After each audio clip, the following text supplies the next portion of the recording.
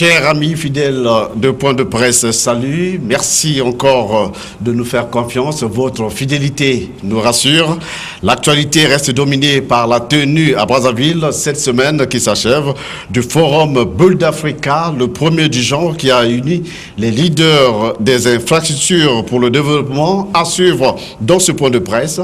Qui dit infrastructure dit aussi la construction des édifices appropriés pour mieux assurer le bien-être des populations. Nous irons au cœur d'un quartier Madjouna, à Kombo, où le peu de population restant redoute l'avancée dévastatrice de l'érosion qui ronge depuis des années leur quartier. Enfin, nous évoquerons aussi la confusion qui semble prendre corps au sein du club 2002 Pur après que Wilfried César Nguesso, président de ce parti, ait jeté l'éponge, abandonnant la politique au profit du pastorat. Ce jour, nous aurons des invités un peu cosmopolites, passez-moi l'expression. Je voulais dire tout simplement que nous aurons des journalistes et analystes et observateurs de la vie nationale dont je me fais l'honneur de vous les présenter. À l'extrême gauche, nous avons Alphonse Ndongo, journaliste à Jeune Afrique Économie, rédacteur en chef adjoint du journal Terre Africa. Bonjour Alphonse. Bonjour Emery. Bienvenue à cette émission une fois de plus. Merci. Parfait Iloki, il est journaliste. Bonjour Parfait. Bonjour Emery. Voilà, c'est pour la première fois que vous arrivez au point de presse. Alors, qu'est-ce que cela vous inspire, point de presse? Un grand honneur. J'ai toujours suivi avec... Vous avez le micro. Oui, j'ai toujours suivi avec un brin d'honneur votre émission et c'est pour ça que cette fois-ci, comme vous m'avez tendu la perche, j'ai pas hésité. Voilà, hier téléspectateur, aujourd'hui intervenant sur le plateau. Merci bien. Merci d'être venu. Ernest Lonchard-Dimi, il est journaliste au journal Le Patriote. À ma droite, Sadio Conté, correspondante de l'agence Reuters TV ici à Brazzaville. Bonjour Sadio Conté. Bonjour. Gilles Ondongo, il est analyste. Bonjour Gilles. Bonjour. Et enfin, Tiengue Tiengue, chef d'entreprise Challenge Futura. Bonjour Tiengue Tiengue. Bonjour monsieur. Alors, c'est tout un honneur pour nous de recevoir un promoteur d'une entreprise sur ce plateau. Tout le plaisir est pour moi. Merci bien. Voilà, présenter le décor de cette émission. Et pour commencer, la présidente de la transition de la République centrafricaine a foulé le sol congolais hier samedi. Catherine Samba Panza est à Brazzaville pour une visite de travail de 48 heures. Elle est venue faire le point de la situation sécuritaire et alimentaire en RCA au médiateur de la crise centrafricaine qui n'est que le président de la République, Denis Sassou Nguesso. Images et commentaires.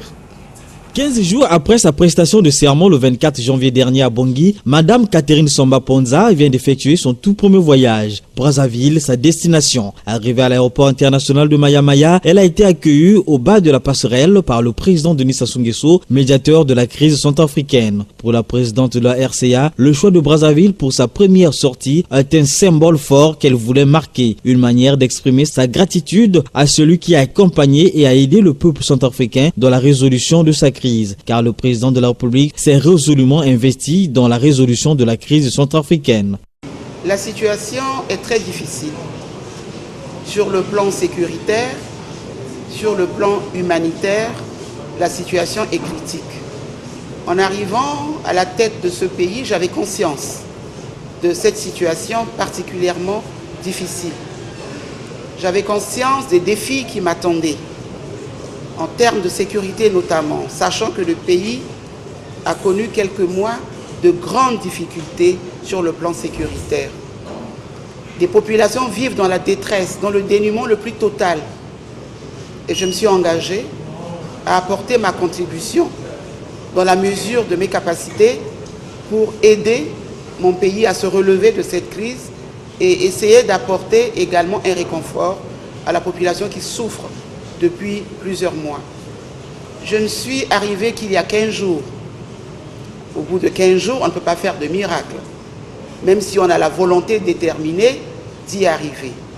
C'est pour ça que je compte énormément sur mes aînés de la sous-région, sur l'ensemble de la communauté internationale qui est déterminée à m'accompagner dans mon mandat pour trouver des solutions urgentes aux problèmes qui continuent à se poser encore.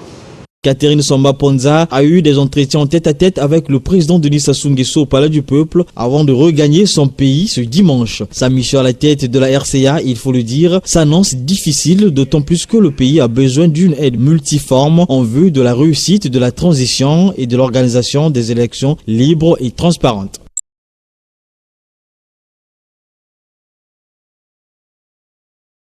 15 jours après sa prestation de serment le 24 janvier dernier à Bangui, Madame Catherine Samba Ponza vient d'effectuer son tout premier voyage. Brazzaville, sa destination. Arrivée à l'aéroport international de Maya-Maya, elle a été accueillie au bas de la passerelle par le président Denis Sassou Nguesso, médiateur de la crise centrafricaine. Pour la présidente de la RCA, le choix de Brazzaville pour sa... Puisque sa maman... Elle est née en N'Djamena, on le sait. Et si elle avait commencé par le Cameroun, on aurait aussi dit, parce qu'elle a des origines camerounaises de par son père. Et si elle avait commencé par le Gabon, on aurait dit, c'est parce qu'Ali Bongo était le chef d'État à assister à son investiture.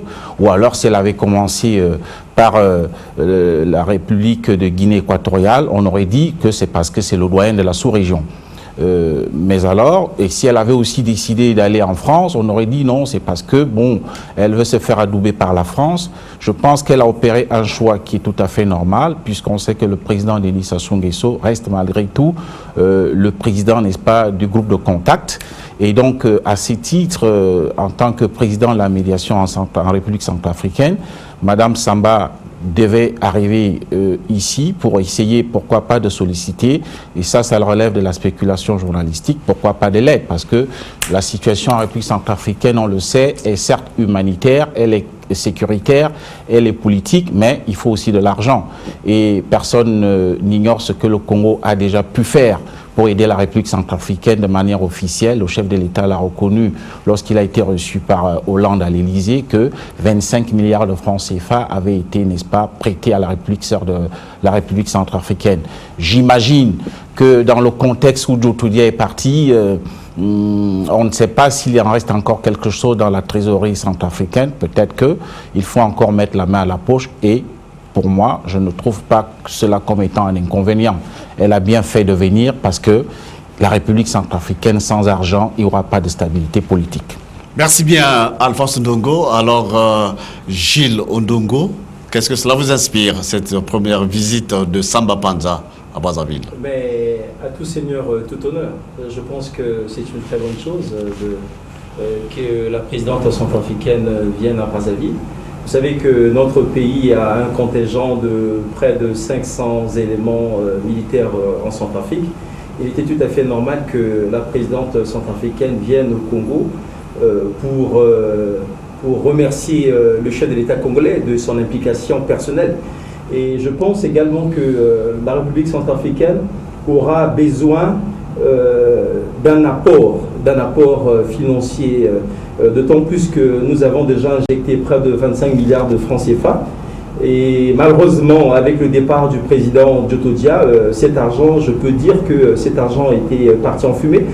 Lorsque l'on sait que certaines sommes d'argent, on entend ici et là, près de 200 millions de francs CFA, de notre argent, qui a été volé par l'aide de camp du président Joe Toudia. Et je pense également qu'il faudrait que, au-delà de l'aspect de l'apport financier que l'on pourrait apporter à la Centrafrique, que l'on prenne cette fois-ci un certain nombre de garde-fous, qu'on prenne des mesures, afin que cet argent,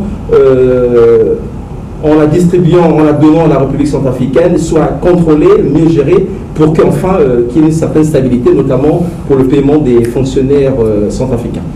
Voilà, merci Gilles Ondongo pour cet avis. Alors, quel serait l'avis de Ernest Machar Dimi? Moi, je ne suis pas dans les secrets de Dieu, mais je ne peux pas dire mieux que Samba Ponza elle-même, parce qu'en venant à Brazzaville hier, nous avons suivi. Elle a parlé, qu'elle a d'abord dit merci, reconnaître les efforts du Congo dans la résolution des problèmes qui se posent en Centrafrique, et puis solliciter que cet apport ne soit pas, ne s'arrête pas, et au-delà, demander également à la communauté internationale de continuer à soutenir la RCA pour qu'enfin le chaos qui sévit actuellement dans ce pays puisse se terminer. Bon, savons qu'aujourd'hui, le président Sassou Nguesso, ce qu'il fait un peu dans la résolution de la crise en RCA, et c'était tout à fait normal que la dame commence par là, puisqu'aujourd'hui, c'est parmi les grands donateurs, parmi les grands soutiens pour le retour de la paix dans ce pays. Mais au-delà, elle n'a pas voulu également compter uniquement sur le Congo et le président Sassou. Voilà pourquoi elle a lancé encore un appel au-delà à la communauté internationale de continuer toujours à aider la Centrafrique pour que les choses rentrent dans l'ordre. Merci bien, Ernest Blanchard. Et Sadio Kanté, Samba Panza qui arrive à Brazzaville, elle a vraiment du pain sur la planche au regard de la situation qui prévaut dans son pays, la Centrafrique. Oui, là, au moins, là, elle a compris que c'est très urgent, important et nécessaire qu'elle commence par sa visite par le Congo, où le président Denis Sassou Nguesso, depuis la France, a montré sa disponibilité à pouvoir injecter de l'argent un pays sans argent, surtout en conflit, rien ne marchera, qui pourra peut-être soulager un peu le climat, les ardeurs des populations de ce pays-là. Et surtout que l'autre aspect, c'est que la médiation du président Denis Sassou Nguesso, qui battait de l'aile, a été reconfortée, c'est-à-dire elle a légitimé en quelque sorte en lui faisant la première visite de sa vie de présidente transitaire et ensuite on verra aussi que après que le DREA soit venu, il revient encore, ça reconforte donc cette médiation qui semblait patiner, qui ne semblait pas avoir de la forme et tout ça, et donc je crois que c'est l'occasion pour que le président congolais puisse vraiment s'investir dans cette crise et peser de tout son poids et de sa personnalité pour pouvoir avoir de la poigne et pouvoir dicter certaines mesures, des conduites afin que chacun puisse savoir ce qu'il doit faire et surtout aller vers l'apaisement. Hein.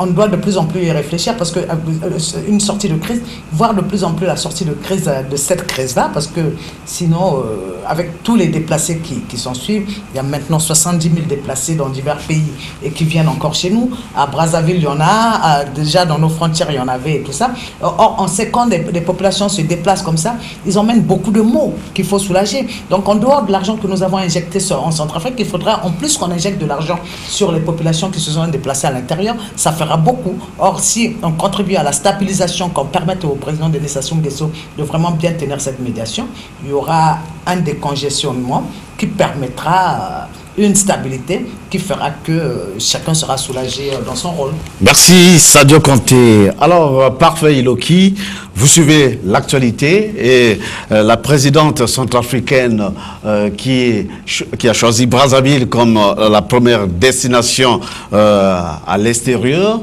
hérite d'une situation catastrophique. Alors, quel commentaire ou quel est l'avis que vous pouvez émettre au sujet de cette visite à Brazzaville, la première du genre, je l'ai dit. Merci, c'est l'avis d'observateur. Voilà. C'est l'avis de journalistes qui ne compte pas forcément, mais ce n'est qu'un avis. Moi, je ne verrai pas les choses du côté financier, je ne verrai pas les choses de ce côté-là. Je pense que dans la société africaine, la femme est porteuse de toutes les meilleures valeurs. Vous savez que Mme Samba, c'est la première présidente, bien qu'elle soit transitoire, c'est la première présidente chez nous en Afrique centrale. Donc sur ce point... J'avais déjà eu Francine Rose Ngobé au Gabon, qui a réussi sa mission. Oui. Qui a réussi sa mission. Après le décès du président Omar Bongo. Du président Omar Bongo, merci. Oui. Mais Mme Samba n'a pas de raison d'échouer.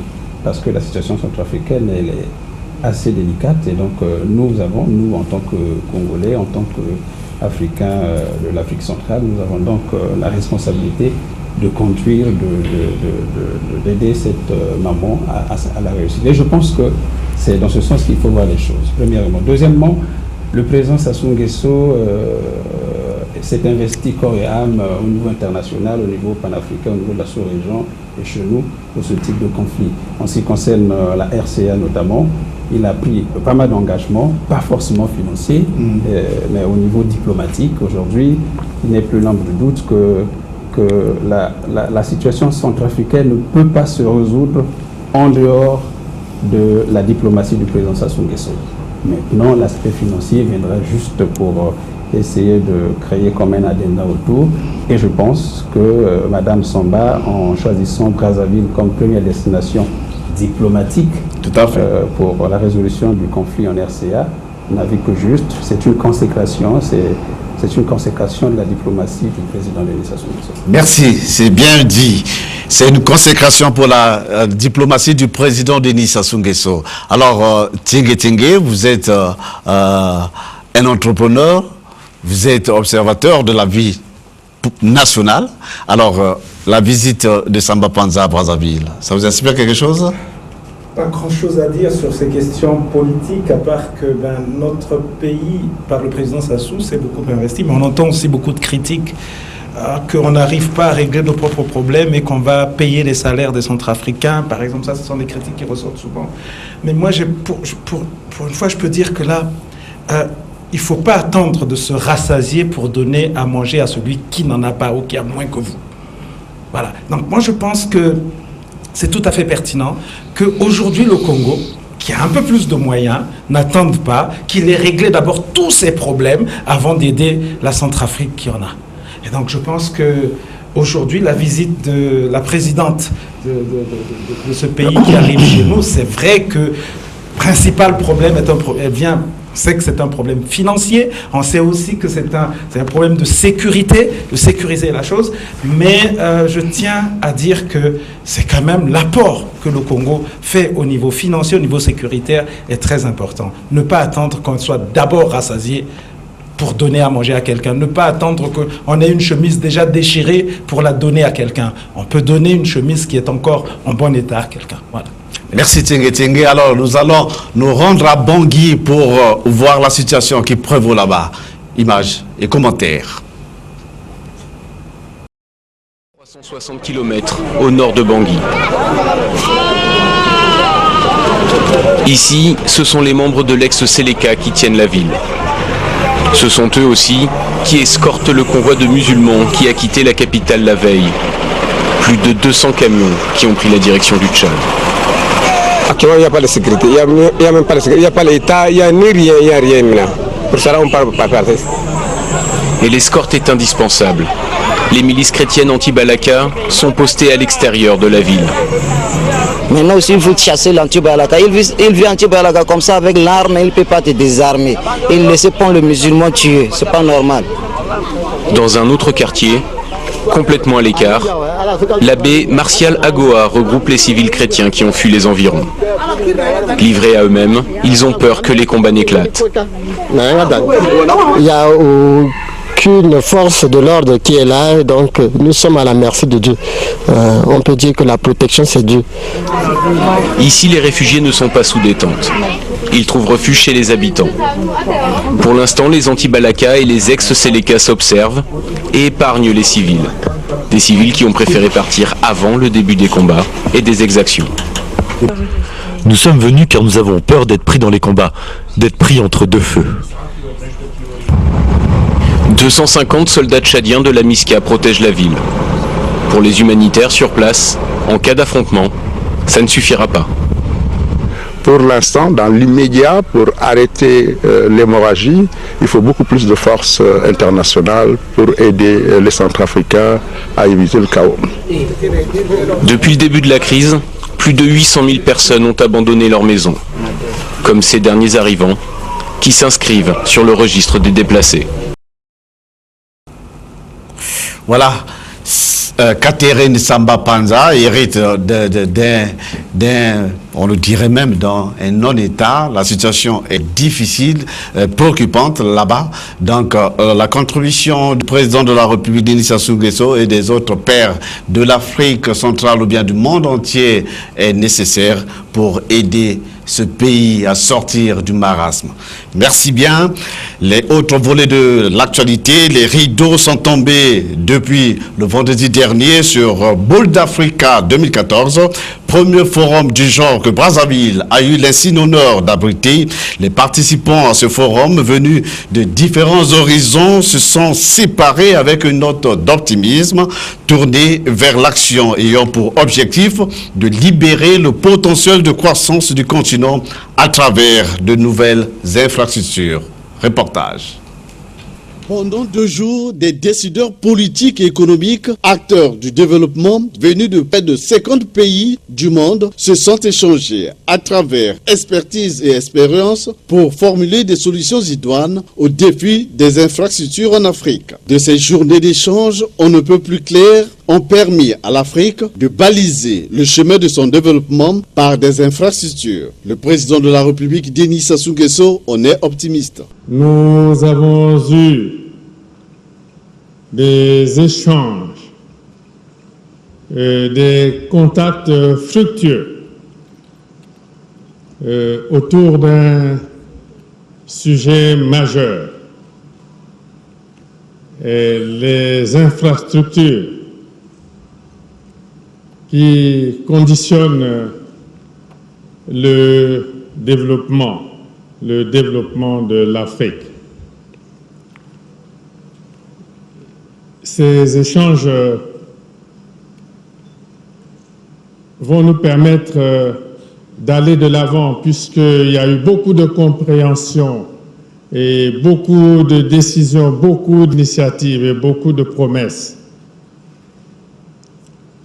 Et comme nous l'avons dit, rendez-vous donc dans 2 ans.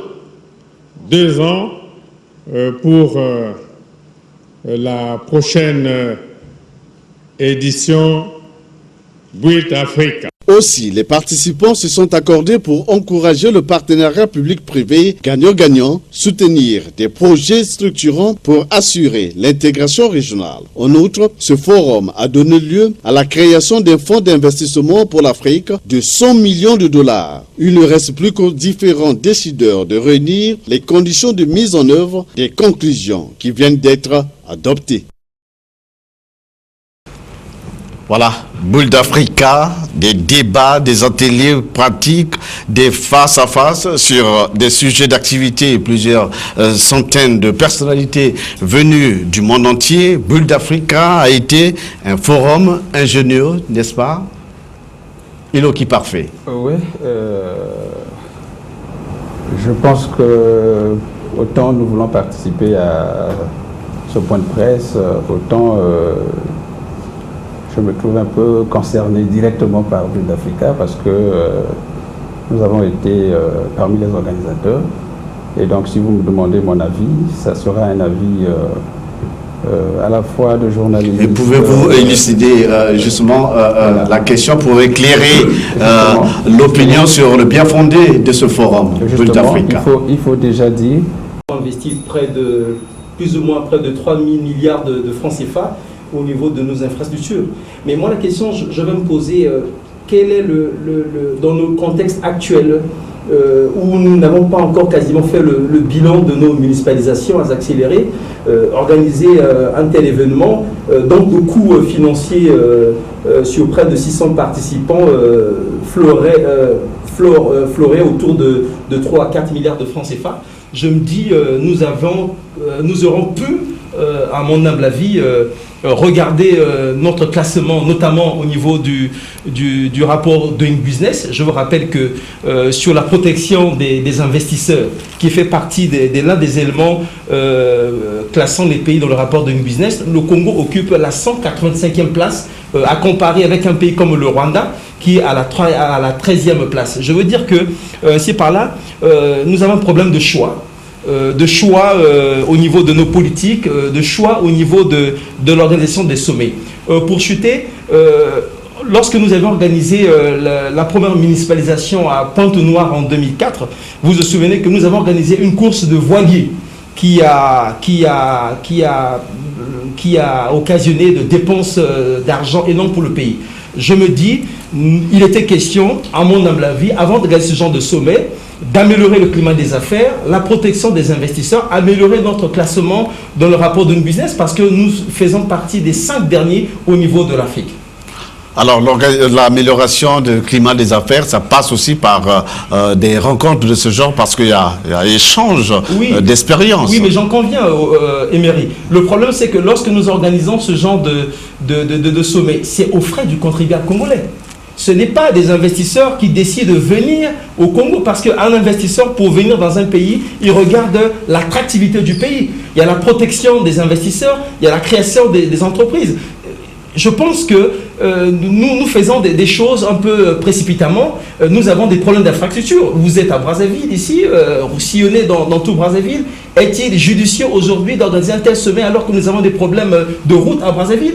Autre chose également, quand nous regardons la construction de l'aéroport de Brazzaville, je dis c'est une bonne chose, mais je me dis, je ne souhaite pas ça, mais est-ce que nos techniciens ont-ils prévu demain s'il y a crash? Quand vous regardez en phase d'atterrissage, des avions au niveau de Brazzaville, les quartiers de Wenze, les quartiers de Jacques Opango sont exposés de Talanga. Mais demain, pourquoi n'a-t-on pas, par exemple, dans le cadre de la planification de nos investissements, de le choix de nos investissements, penser par exemple à déménager notre aéroport plus loin pour garantir la sécurité des populations? Souvent, au niveau de nos politiques, on fait des choses et demain, lorsqu'il y aura catastrophe, on criera à qui la faute? Bon, ça c'est l'avis de Gilles Ondongo. Alors, que dira Alphonse Ondongo?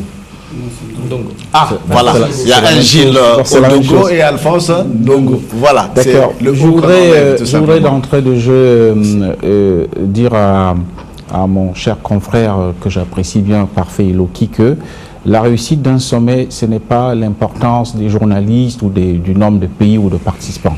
Nous allons mesurer les bienfaits de ce forum lorsque, sur le plan pratique, lorsque nous passerons de la théorisation qui a été ventilée à travers les thèmes, à travers, n'est-ce pas, les conférences, lorsque nous passerons donc à la pratique, lorsque nous verrons les faits palpables de ce forum.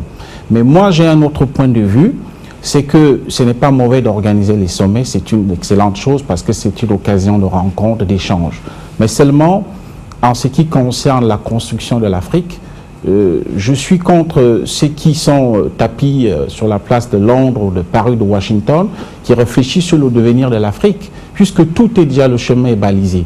Vous savez qu'à travers la conférence de Lagos, dans le cadre de l'intégration sous-régionale, le volet infrastructure est bien là-dedans. Tout est là. À travers le NEPAD, vous avez des lignes qui ont déjà été tracées. Vous avez, dans le cadre des objectifs du millénaire pour le développement, tout a été tracé. D'ailleurs, ces objectifs prennent fin en 2015, dans l'année prochaine, et on va passer à ce qu'on appelle les ODD, c'est-à-dire objectifs du développement durable. Tout est aussi tracé là-dedans. Donc, et qui plus est, dans un pays comme le nôtre, le président Denis Sassou Nguesso n'a pas attendu Bult Africa pour offrir un aéroport qui est aujourd'hui l'un des meilleurs d'Afrique au sud du Sahara, sinon le premier. Le président Sassou n'a pas attendu que pour lancer les travaux de la route qui devrait relier Pointe-Noire à Brazzaville jusqu'à atteindre Ouesso. Donc autant de choses qui, à mon avis, sont quand même des faits palpables, qui, à mon avis, ne devrait pas nécessiter qu'on organise ce genre de sommet. Vous savez, au Sénégal, Abdoulaye Wade, sous son règne, a fait une autoroute à péage qui part, n'est-ce pas, qui arrive à Thiès. Et évidemment, là, c'est dans le cadre de ce qu'on appelle Build Operate en transfert. Donc, ce que les gens sont venus exposer à travers les thèmes. Build Operate en transfert pour nos téléspectateurs, c'est quoi? C'est-à-dire qu'on accorde une concession à des gens ou en pool des investisseurs. Ils construisent, ils exploitent, et au bout de la concession qui dure généralement 20 ans dans le cadre de ce contrat, ils remettent ça à l'État ou alors l'État reconduit. Donc c'est des choses qu'on est déjà en train de faire. Quand vous voyez la concession qu'on a accordée au port autonome de Pointe-Noire à Bolloré, ça rentre dans le cadre de ce qu'on appelle Build Operate en transfert. Donc on n'a vraiment pas besoin, moi je suis contre ces grands-messes où les gens viennent, ils sont assez savants, beaucoup de théories, et puis bon, la messe terminée, adieu les saints. Donc attendons voir si franchement, d'ici à 2 ans pour le prochain sommet, forum, on aura des résultats palpables. Mais j'en doute parce qu'on ne prend pas en compte une dimension qui est très importante, c'est la dimension de la gouvernance politique. Parce qu'en Afrique, c'est la politique qui dirige l'économie, contrairement à l'Europe, où c'est l'économie qui dirige la politique. Si on n'a pas la gouvernance politique, un investisseur qui veut venir chez vous, c'est comme un oiseau apeuré, au moindre bruit, il s'envole. Et il se renseigne sur la température politique, comment est-ce que certaines choses se passent, sur le système judiciaire, comment ça se passe en cas de conflit, parce qu'il y a beaucoup de conflits qui naissent dans le cadre du partenariat privé-public. Donc tous ces éléments-là, moi je pense que c'est une bonne initiative d'organiser le forum, mais moi j'attends voir les résultats palpables. Merci bien, Alphonse Ndongo, ça c'est votre point de vue, mais pour qu'il y ait le partenariat privé-public, il faudra qu'il y ait des échanges, et des échanges, ça nécessite à ce que les sachants, ceux qui ont de l'expérience se retrouvent pour s'échanger justement. Alors, Sadio Kanté, votre avis? Je dirais d'abord que déjà dans la dynamique, il y a Ouagadougou avec l'initiative Ouaga 2000 qui s'est construite sans attendre Bulletin Africain. Ensuite, quand on parle d'infrastructure et que ce que j'ai vu ici, qu'il y ait plus de 600 participants et qu'il n'y a pas eu de contre-sommet pour mieux jauger, parce que c'est ça quand on jauge une société, si elle fonctionne, si elle est vivante, tout ça, c'est-à-dire il y a des décideurs, entre-temps, il y en a qui veulent proposer autre chose, qui veulent dire autre chose, comme on aurait bien voulu les entendre en face de ceux-là, et ça allait donner vie, ça allait rendre vivant l'activité que nous avons reçue ici pendant 2 jours, comme se tient partout ailleurs, les contre-sommets, et c'est beaucoup plus rentable qu'un simple sommet, parce que là, on a l'avis que d'une partie des opérateurs ou des constructeurs. On n'a pas tout le monde, on n'a pas ceux qui voudraient qu'on fasse les acteurs eux-mêmes, qui vivent les choses, qui ressentent, qui devraient ressentir les effets de ces infrastructures. On ne les a pas vus en contre-sommet. Et puis, autre chose que j'ai noté, c'est surtout dans la communication de ce qui s'est passé, parce que je vois au niveau de Bulletin Africa, le logo qui a été présenté, ça présente toute l'Afrique. Or, les communicateurs au niveau du Congo, qu'est-ce qu'ils ont fait? Ils ont montré Sassou, le président Denis Sassou, avec les infrastructures du Congo. Je pense que ça fait trop limite, ça fait que ça crée pas l'émulation, parce que si on avait au moins mis d'autres infrastructures comparées avec d'autres pays, on aurait su qu'est-ce qui a fait tel pays et l'autre. Ça pousse à l'excellence, donc ça crée l'émulation, ce qui est tout à fait souhaitable. Mais ramener tout Bulletin Africa à des photos de Sassou et à des photos des infrastructures que congolaises, je trouve que c'est un peu trop réducteur. Ça ne nous avance pas trop. Et puis, il faut un peu laisser Sassou en compétition avec les autres et pas trop le mettre lui tout seul comme s'il était bâtisseur de l'Afrique. Non, c'est tout le monde qui bâtissera l'Afrique ensemble, hein, pas qu'un seul président. Mais il faudra qu'il y ait quelqu'un pour avoir ces initiatives. Oui, mais l'initiative est là, c'est ce que j'ai dit, j'ai vu le logo de Bulletin Africa qui montre l'Afrique dans son entièreté. Bon, voilà. La communication fait au niveau du Congo, où mon confrère dit justement qu'il y a eu tous les journalistes. Non, il n'y a pas eu tous les journalistes, je suis désolé de le dire. Il n'y a pas eu tous les journalistes, il y a eu peut-être 100 et quelques journalistes, mais pas tout le monde. Et que dans cette communication, on montre, vous avez vu les affiches au Congo, Sassou, et puis les infrastructures congolaises. Donc l'enfant congolais qui voit ça n'aura pas de modèle de comparaison à faire. Il n'aura que le modèle congolais, il pensera que c'est ça le meilleur. Or, s'il a des comparaisons avec d'autres photos, par exemple, on lui montre le Malawi qui fait des progrès, on lui montre le Burundi qui fait d'autres progrès. Là, il y a l'émulation, il a des raisons, il a des choses à... Mais vous êtes sans ignorer que le Forum Bulletin Africa s'est déroulé à Brazzaville. Oui, donc, non, mais c'est justement ça. Il s'est déroulé à Brazzaville. Brazzaville aussi, c'est une illustration. Brazzaville. Mais justement. Il ne parle pas que de Brazzaville. Il parle de l'Afrique. On ne prend que des modèles d'infrastructures congolais et qu'on mette là, il y a l'Afrique du Sud, je crois que tous les pays, il y a eu 500 participants, plusieurs pays. Mais c'est aussi comprendre un peu la dimension du président de la République, qui est... C'est-à-dire pour une dimension pédagogique africaine, si on avait mis plusieurs aéroports à comparaison, j'aurais su que le Congo est le meilleur aéroport ou que c'est un autre qui a le meilleur. Justement, pour vous faire comprendre que c'est pas seulement les images que vous avez vues, mais il y a eu aussi un témoignage. Et nous allons prendre le témoignage du président Abdoulaye Wade, l'ancien président du Sénégal, qui pense que le président Sassou Nguesso est un champion dans le cadre de la construction des infrastructures. Nous allons suivre cet extrait. Il y a une époque où on me disait, Maître Wade, les infrastructures, ça ne se mange pas. Ce sont les autres qui répondaient pour moi. en disant que si vous produisez à l'intérieur du pays, il vous faut bien des routes, des camions pour les transporter et les rapprocher des consommateurs et des marchés. Il y a quelque chose que j'ai appris ici. C'est que M. Denis Sassou Nguesso est aujourd'hui le type de l'homme de notre temps. Il y a 10-15 ans, je disais, comme d'autres ont dit, que le siècle à venir appartenait à ceux qui savent et aux rapides.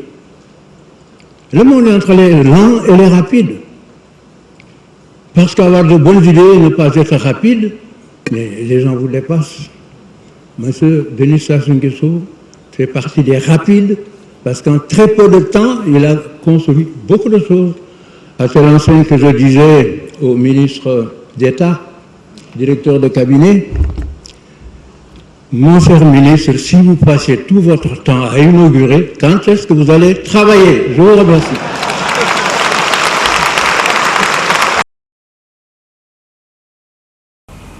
Voilà, vous avez suivi l'ancien président du Sénégal, Abdoulaye Wade, qui apprécie justement les prouesses du président de la République, Denis Sassou Nguesso, qui trouve en lui un fin bâtisseur. Alors, c'est M. Tingue, quel est votre avis par rapport à ce forum?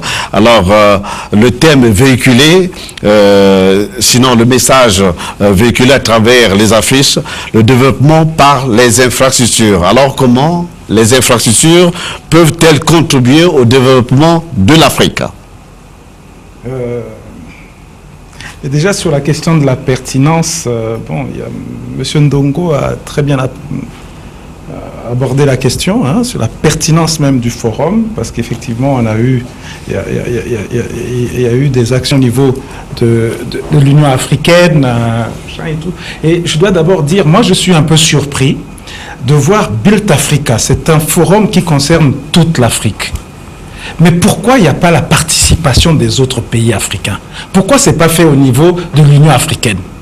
Pourquoi, par exemple, tout le financement de la chose, c'est le Congo? C'est uniquement le Congo, tout le financement de la chose. C'est bien, c'est une bonne initiative, c'est la première fois qu'on fait un forum comme ça. Ok, c'est bien, mais je ne comprends pas tout à fait pourquoi toute l'Afrique n'est pas impliquée. Par exemple, quand même, ça devait être quelque chose d'important pour nous et tout. Ça, c'est la première des choses. Et quand vous dites que toute l'Afrique n'est pas impliquée, vous faites allusion à quoi? Sur l'organisation, ce forum n'a pas été organisé par l'Union africaine. Mais on a vu la représentante de l'Union africaine. Elle était invitée comme moi, c'est tout. Elle était invitée comme moi. Elle a lu le message de la présidente de la commission de l'Union africaine. Oui, mais c'est pas le forum. Le forum Build Africa n'a pas été organisé par l'Union africaine, par l'Afrique. C'est-à-dire que, et on l'a vu, vous pouvez voir même dans le contenu des choses et tout. Mais c'est là justement aussi le problème de la maîtrise d'œuvre de ce forum, qui est Richard Attias. C'est lui qui a eu la maîtrise d'œuvre de la chose. Et là, moi, je reste sur ma faim. Vous savez qu'on nous a présenté, on n'a pas vu les résultats du forum, hein. Je ne sais pas si vous les avez vus. Il n'y a pas eu de résultats du forum. En guise de résultats du forum, M. Attias nous a présenté un film de 10 minutes qui retraçait, moi j'étais dans la salle, qui retraçait uniquement, si vous voulez, c'était des morceaux choisis de comment s'est déroulé le forum. Normalement, pour un forum de cette dimension, de cette hauteur, qui concerne toute l'Afrique, on devrait avoir comme résultat qu'on attend, et impatiemment des résultats, il y a des actes. Par le biais des communiqués finaux. Il y a des actes d'un forum, vous avez des recommandations, vous avez des conclusions, vous avez des actes, vous avez un éclairage stratégique. Vous devez avoir, le forum devrait aider à faire des éclairages stratégiques sur les diverses, si vous voulez, diverses actions des gouvernants, des sous-régions. On n'a pas ces actes, on n'a pas ces recommandations. Et moi, je dis quand même, pour Richard Attias, quelqu'un de ce niveau, je trouve que ça n'a pas volé très haut. Ça n'a pas volé très haut. Je parle là de celui qui a eu la maîtrise d'œuvre de la chose. Et c'est pas bon. On ne peut pas faire un forum de cette bande et ne pas avoir ce minimum-là. Déjà et tout. Et ça, c'est déjà au niveau des résultats. Mais je pourrais vous dire la même chose au niveau de l'organisation, du contenu, des thèmes. Vous voyez, un pays comme le nôtre, le Congo, on veut être émergent, on veut se développer. Et nous avons choisi de faire le développement du Congo par l'industrialisation. C'est ça, un axe stratégique pour le Congo. Et je crois que la plupart des pays, c'est un peu ça. Vous n'allez pas faire du développement, vous n'allez pas faire de l'émergence sans industrialisation. Et bien moi, je suis étonné. Je suis étonné de ne pas avoir vu un thème qui se rapporte aux infrastructures, à l'industrialisation. Ça devait être un thème majeur. On sait également qu'on a décidé dans notre pays qu'il y a une loi qui s'appelle la loi sur la science et la technologie. La science et la technologie, c'est considéré comme le moteur du développement économique. Et ça, c'est dans tous les pays du monde. C'est-à-dire, tous les pays qui n'auront pas maîtrisé la science et la technologie seront que des marginaux. Ne seront que des marginaux. Ça, c'est clair, tout le monde le sait. Mais aujourd'hui, je ne vois pas dans ce forum-là, qu'est-ce que les infrastructures, on devait avoir un thème majeur qui nous montre comment les infrastructures devaient faire en sorte que la science, la technologie, l'innovation dans les pays d'Afrique deviennent véritablement le moteur efficace du développement économique. Ça, je n'ai pas vu. Ça devait être un thème majeur. On ne l'a pas vu. Je prends l'entrepreneuriat. Au Congo, nous avons un tissu entrepreneurial qui est très faible. Je n'ai pas vu. Dans la salle là-bas, dans les invités, je n'ai pas vu, on parle d'infrastructure. Combien il y a eu d'entreprises de travaux publics congolais dans la salle? Combien? On sait que nous sommes très faibles. Je pense que le problème de l'entrepreneuriat devait être un problème majeur. Il faut être présent parce qu'on dit faire du développement par les infrastructures. Mais qui fait le développement, qui fait la croissance économique? Ce sont les entreprises. Ce sont les entreprises qui créent des richesses. C'est elles qui font la croissance, le PIB. C'est elles qui produisent des richesses. Si vous n'avez pas d'entreprise, vous allez faire les infrastructures pour qui? Vous allez faire les infrastructures pour qui? Vous allez faire les infrastructures pour favoriser les autres entreprises des autres pays. Parce que ça va faire quoi que, bon, les friperies qui quittent, je ne sais pas, l'Europe, vont arriver à Pointe-Noire et vos infrastructures aident à ce que ça arrive jusqu'à Ouesso. Voilà, et vous n'allez pas créer des emplois chez vous. Et donc il faut bien penser. Moi je croyais que ce forum aurait dû nous éclairer sur ça, sur comment faire des infrastructures qui ne permettent pas, qui ne permettent pas à ce que nos pays, en raison du vide entrepreneurial qu'on a, soient colonisés par les entreprises des autres. Parce que si vous n'avez pas des entreprises, économiquement, qu'est-ce qui va se passer? Vous allez subir un colonialisme entrepreneurial. Les autres vont occuper l'espace qui est vide. Et aujourd'hui, voilà le problème. Je n'ai pas vu ces thèmes majeurs. Ces thèmes auraient dû être présents. Et pourquoi c'est comme ça? C'est comme ça parce qu'effectivement, on travaille un peu. Je suis un peu surpris quand même de la dimension de Richard Attias, qui n'ait pas pu mettre cette chose à un niveau beaucoup plus élevé. Beaucoup plus élevé. Écoutez, j'ai écouté le responsable de la Banque mondiale. Par exemple, il y a eu un débat, il a voulu susciter un débat qui était intéressant en se disant par exemple que les infrastructures devaient être pilotées par une certaine demande solvable. Vous voyez, mais on aurait pu opposer ça à une autre vision des infrastructures qui serait que, bon, mais il faut quand même faire du social. Regardez, on a fait des infrastructures à Ouesso, plutôt à Infondo dans le cadre de la municipalisation accélérée et ailleurs. Bon, dites-moi, quels sont les produits qui sont issus de ces régions, qui sont exportés véritablement hors du Congo?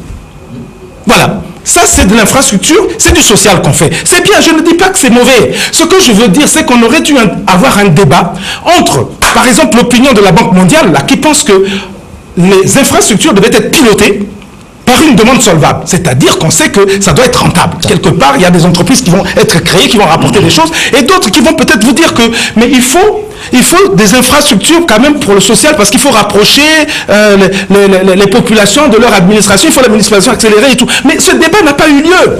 On ne sait pas quel est le mix qu'il faut. Et il n'y a pas d'éclairage stratégique, il n'y en a pas eu. Et c'est assez dommage que ce forum-là m'a laissé un peu sur ma faim. J'espère que le deuxième forum, si on doit l'organiser, on ne laissera pas de côté les intellectuels congolais, parce que c'est ce qui s'est passé. Je vais vous dire, je n'ai pas vu le recteur de l'université Marien Ngouabi être invité.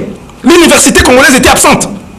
C'est grave. Le deuxième forum, c'est dans 2 ans. Oui, voilà. J'espère qu'ils vont inviter l'université, parce que c'est ça l'intelligentsia chez nous. Et ils n'ont pas participé. Et ce n'est pas bon. L'université, c'est le creuset, c'est là où on réfléchit. C'est là où... Mais ils devaient participer à ce débat. Ils étaient complètement absents. Le leadership universitaire n'était pas là. Je n'ai pas vu le recteur invité, on n'a même pas invité. C'est grave. Voilà. Il y a un téléspectateur qui dit ceci: Build Africa était une initiative pour les entrepreneurs étrangers occidentaux au lieu des entrepreneurs africains et congolais.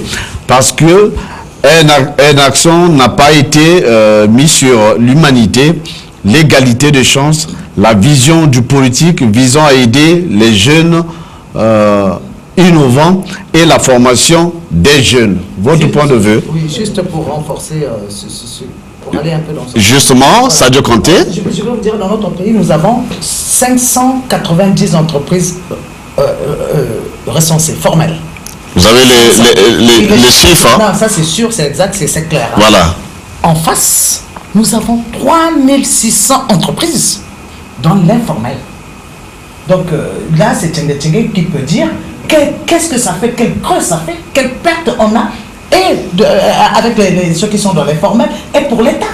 Tout ce qui pouvait être... Non, je ne peux pas comprendre qu'on puisse avoir des milliards et qu'ici, nous n'avons même pas une usine de bonbons, qu'on n'a pas une usine d'allumettes, qu'on n'a pas une usine qui produise de la tomate, que la salade, quand on la mange ici, c'est seulement dans les restaurants, jamais dans les familles, alors qu'on aurait pu produire des unités de production, mais des petites unités de production de proximité qui puissent faire qu'on s'en sorte. Et un forum comme ça, à 3 milliards, financé que par le Congo... 3 milliards, c'est le budget de ce forum. Le budget de ce forum, financé uniquement par le Congo, je me dis que pourquoi on va être... Vous avez les preuves là? 3 milliards, c'est... Non, plus de 3 milliards. Pour l'organisation. Oui, je crois savoir que, Parfait Inoki, vous avez dit ici tout à l'heure que vous étiez parmi les organisateurs, vous étiez parmi les organisateurs de ce forum. Alors, est-ce que pouvez-vous confirmer ou infirmer ici le montant de... Je ne parle pas déjà du montant, parce que je constate simplement que certains de nos confrères n'ont pas suivi pas à pas l'évolution, les préparatifs et l'évolution du forum. Je suis simplement désolé, mais je voudrais vous dire une chose. C'est que ce forum n'a pas été une grand-messe comme semblent le dire certaines personnes. Nous sommes allés au forum. D'abord, il est préparé, c'est vrai, sur initiative du Congo, mais la Banque africaine de développement, à travers Africa 50, qui est un bras, le bras travailleur de la BAD en matière d'infrastructure, a participé à ces préparatifs et a financé, a donné sa quote-part tous les préparatifs du forum. Je ne suis pas le financier, je n'ai pas été le financier du forum, je suis pas venu par... Vous devez quand même avoir une idée sur le budget alloué à ce forum. La représentante de la BAD était là, a lu le message, vous l'avez suivi. Le nouveau partenariat pour le développement de l'Afrique a participé et à l'organisation et à la participation de ce forum. Le PIDA, le programme de développement des infrastructures en Afrique, a été partie prenante de ce forum. J'en viens simplement au résultat, parce que ça n'a pas été une grande messe pour une grande messe. Non. Nous avons organisé ce forum, le Congo a organisé ce forum pour faire asseoir les investisseurs, les banquiers, les opérateurs économiques, les politiques, les gouvernants et tout le monde, la société civile. M. Tchengue a participé, tout le monde était là pour s'asseoir. On a créé un espace de débat. La différence entre ce forum et les autres, je ne dis pas que les autres n'ont pas fait mieux que Build Africa, mais c'est que nous sommes sortis de là avec des résolutions claires. C'est-à-dire, le Congo, par exemple, est sorti de là avec au moins 4 accords. Un accord sur la création d'un fonds sur les investissements, qui est un fonds sur les investissements, notamment dans l'agro-industriel, signé par le ministre Maboulou, c'est passé à la télé, c'est précis.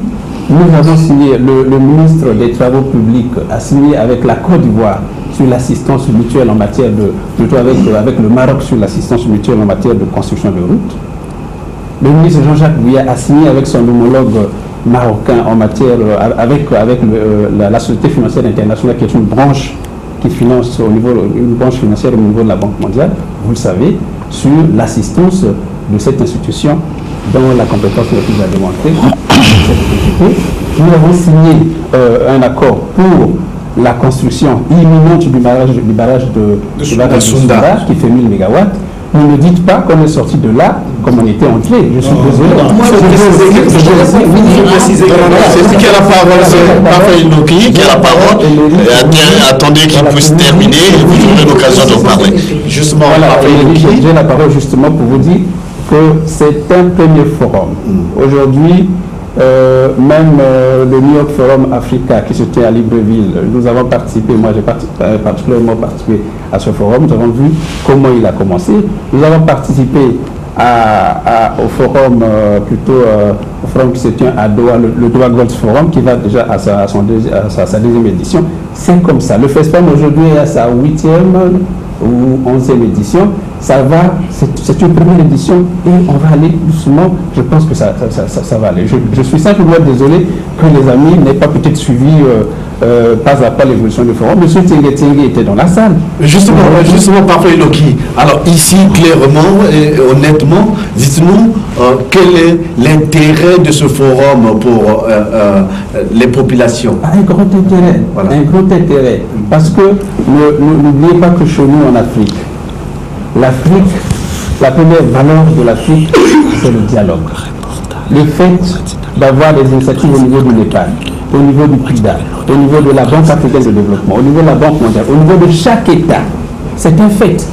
Mais s'asseoir pour créer une synergie autour, c'est aussi un autre fait. Et c'est ce que le Congo a essayé de faire. Et vous ne me dites pas que prendre l'initiative, c'est une mauvaise chose. Le Congo a pris l'initiative, et quand on prend l'initiative, ce n'est pas mauvais de dévancer en matière de financement. Et donc moi, je partage pas l'opinion de mon collègue Tengue et de ma soeur ici, selon laquelle D'accord. Ok, nous allons pour des faits.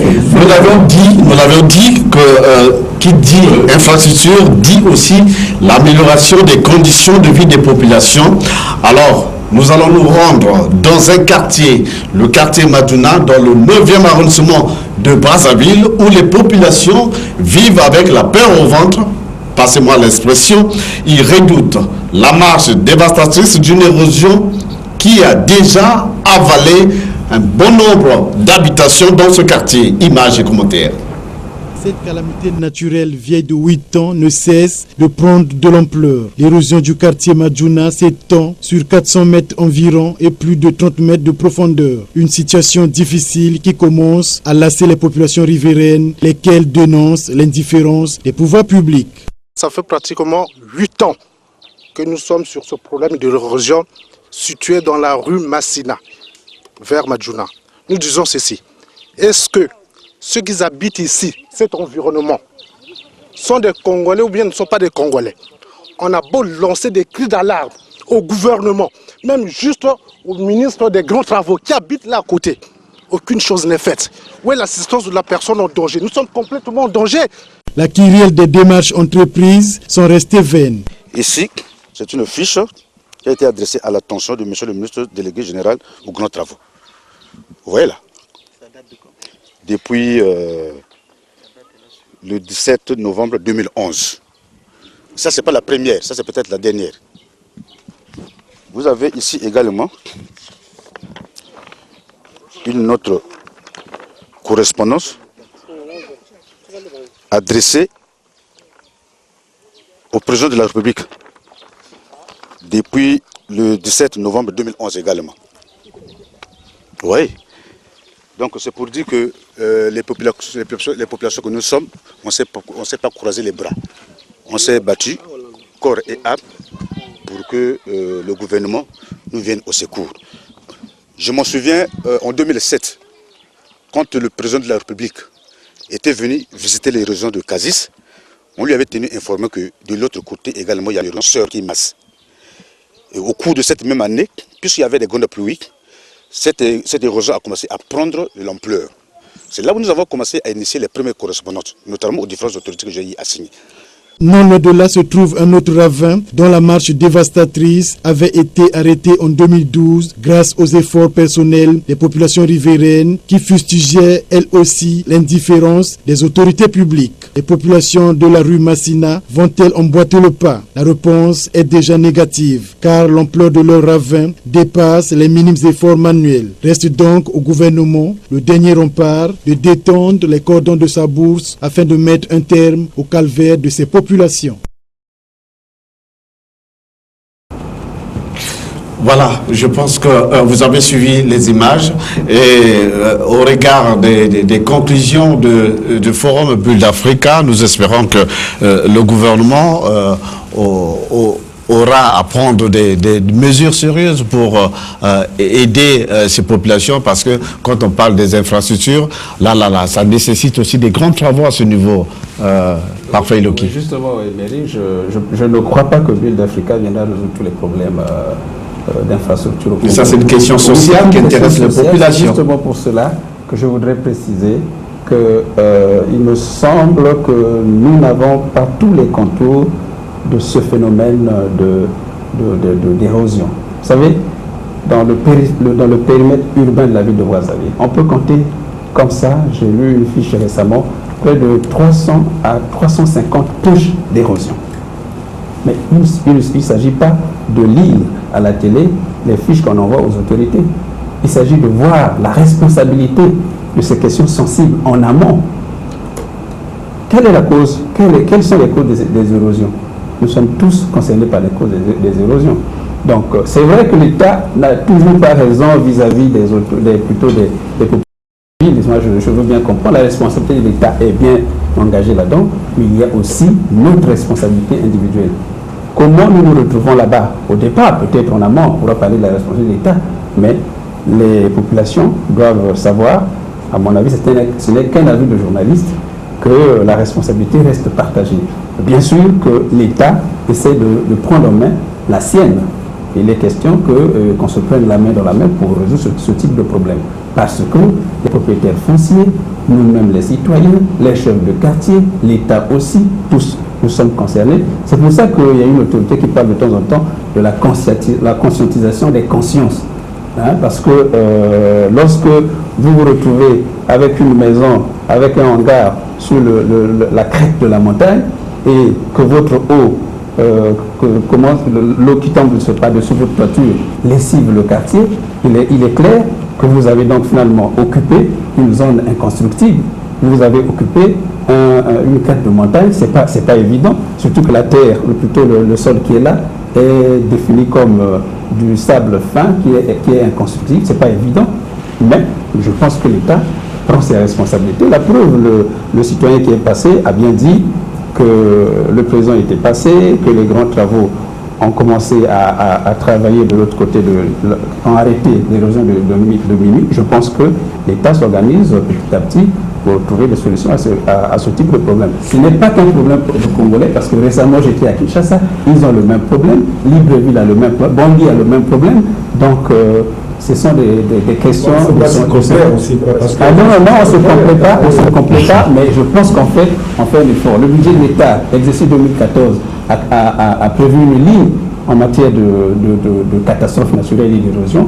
Je pense que les gouvernements sont en train de prendre les dispositions nécessaires pour résoudre ce type de problème. Parfait, Loki, Brazzaville a les mêmes problèmes, Libreville a les mêmes problèmes, Kinshasa a les mêmes problèmes. Il faut savoir que nous avons ce qu'on appelle aussi l'État qui a un rôle régalien à jouer pour pallier ou soulager les populations dans ce genre de situation. Alors, Ernest Manchardimi, ça fait un bout de temps que vous n'avez pas pu vous exprimer. On vous accorde la parole. Par votre faute, bien sûr. Allez-y. Revenu d'abord sur le sommet, j'ai suivi les uns et les autres, le forum d'Africa, j'ai suivi les uns et les autres, mais moi, je crois qu'au-delà des accords qui ont été signés, moi j'en ai compté, si je vois bien, c'est une dizaine, j'en ai compté, y compris le fonds de 100 millions de dollars pour l'accompagnement des initiatives dans le cadre des infrastructures, dans le cadre de la négociation des partenariats, des partenaires financiers pour l'accompagnement de la construction du prochain barrage de Sounda. Au-delà de ça, au-delà de la participation des grands investisseurs, nous avons vu des grands entrepreneurs qui étaient là. Moi, je sors du forum plutôt avec une déception, pas de la part du Congo qui a eu l'initiative du sommet, mais de la part du côté plutôt de notre secteur. Parce que moi, j'ai seulement compris qu'au Congo, en réalité, on n'a pas d'opérateur économique, on n'a pas d'industriel, on n'a pas, en réalité, des hommes d'affaires à proprement parler, s'il y avait les jeunes Mankou qui est venu en réalité pleurnicher pour chercher un financement. Et moi, donc, j'ai compris une chose ici, qu'il y a quelques jours, nous avions débattu de la question des affaires au Congo avec nos opérateurs qui n'ont le seul courage, qui ont la seule... le seul... je crois que le meilleur chantier de la plupart des entrepreneurs, c'est de se plaindre, de susciter des mouvements de protestation, mais dans des échanges comme ça, il fallait que chacun ait sa place, il fallait que chacun puisse venir, pour que chacun puisse, par rapport à son gabarit, montrer aux autres qu'ici aussi, il y a quelque chose. Parce que Véron, c'est quand même un petit, hein? C'est un petit. Je connais quand même de grandes personnes qui nous ont donné l'impression que c'était de grands hommes d'affaires ici. Je ne cite pas les noms, qui sont des grands entrepreneurs, mais en réalité, c'est des substituts de la caisse de l'État. Donc en matière d'investissement, je crois qu'il y a zéro. Et normalement, ça devrait attirer l'attention, non seulement du gouvernement, mais seulement des intéressés qui devraient profiter de ces échanges, de s'échanger non seulement des contacts, mais des expériences avec les autres. Je crois qu'on a suivi l'ancien président mexicain qui est parti d'un chauffeur, je ne sais pas, de livraison de Coca-Cola jusqu'à ce qu'il ait eu des grands consortiums, jusqu'à ce qu'il arrive au sommet de la République. Il n'était pas obligé de passer par les grandes écoles de commerce, des grandes écoles, des grandes universités. Et puis je crois qu'on a raison par rapport à M. Tchenatchengue, que je ne connais que de nom, et pour avoir suivi ce qu'il a vécu dans le cadre de ses affaires privées, pour dire qu'il ne s'agit pas, je crois qu'il ne s'agit pas d'un problème d'individu. Hein. Le recteur, c'est un citoyen, oui, mais d'autres universitaires peuvent participer. Et je doute quand même qu'on puisse focaliser un débat au niveau africain, au niveau international, alors sur une personne. Moi je crois que l'essentiel, c'était concernant les résultats. D'abord, le fait que le Congo s'en est tiré avec des accords, et de deux, il y a eu des échanges. Parce que j'ai vu des Burkinabés parler, j'ai vu des Gabonais, j'ai vu beaucoup de gens, j'ai visité les ateliers. Et il y a eu même des choses qui se font ici qui nous ont étonnés. Parce qu'apprendre, s'il n'y avait pas le Forum Brut d'Afrique, je n'aurais jamais appris qu'aujourd'hui, il y a une unité de montage de téléphones mobiles qui est en chantier quelque part à Brazzaville. Mais si, ça c'était connu. Voilà, oui. Donc moi je crois que c'était pas zéro. C'était pas zéro. C'est un enfant qui naît. Il faut plutôt savoir l'encourager, en tirer la conséquence de part et d'autre. Qu'est-ce qui n'a pas marché? Mais je ne crois pas qu'on devait rejeter le bébé qui vient de naître avec l'eau. Bon, voilà, justement, Gilles Ndongo, nous aimerions savoir comment encourager le développement social et économique à travers de nouvelles infrastructures en Afrique. Moi, je vais me focaliser d'abord sur une déclaration du président, ancien président mexicain, Vicente Fox. Oui. Il synthétise, il dit l'Afrique a besoin des infrastructures, de l'éducation et de la bonne gouvernance. Vous savez que tout développement, si les questions de bonne gouvernance ne sont pas résolues, tous les efforts que nous sommes en train de faire seront en vain. Vous savez, pour preuve, on est aujourd'hui, lorsque vous faites la route au Brazzaville-Connois, c'est une voie inaugurée par le président de la République, mais malheureusement, cette voie est en train d'être reconstruite. Je me pose la question de savoir, est-ce que nos infrastructures au niveau de notre pays, pour ne parler que du Congo, est-ce que nos infrastructures sont faites selon la qualité, selon les normes internationales? Et je pense qu'au niveau de ce sommet, on devrait regarder également ces questions. Autre chose également, quand vous regardez par exemple la qualité du bâtiment du ministère de la Justice, quand vous regardez même la façade extérieure avec des infiltrations des eaux, je me pose la question, nous investissons beaucoup d'argent, le gouvernement fait des moyens, tout simplement parce qu'il y a un problème de bonne gouvernance. Et qui dit bonne gouvernance dit justice. Et qui dit justice dit lutte contre la corruption, lutte contre la corruption, lutte contre la fraude. Malheureusement, malgré tous les organismes que nous avons, Cour des comptes, Commission nationale de lutte contre la corruption et contre la fraude, rien n'est fait pour endiguer ce phénomène. Ça veut donc dire quoi? Ça veut dire que tous les investissements que le Congo est en train d'être enclenchés pour le développement du pays, nous allons vivre les mêmes problèmes que nous avons connus lors des plans, du plan quinquennal 82-84, parce que 82-86, là où on n'a pas su, on a construit des bâtiments, la plupart du cas mal faits, et il y a un problème de justice. Autre chose également, le président Vicente Fox a parlé, il y a ressources que d'hommes. Parce qu'on peut bel et bien construire toutes les infrastructures dans le monde, mais qui est à la tête, qui est à même de garantir la pérennité de ces infrastructures? Et je pense qu'aujourd'hui, le sommet, ici sur ce plateau, tout le monde est d'accord que le sommet, il n'est pas mauvais, mais je pense qu'on devrait focaliser l'action sur le volet social, notamment les hôpitaux. Nous avons besoin des hôpitaux, nous avons besoin des écoles. Je vais vous prendre un exemple simple, monsieur Loki. Nous avons un problème, par exemple, de l'hôpital l'école des Trois Martyrs sur l'avenue des Trois Martyrs.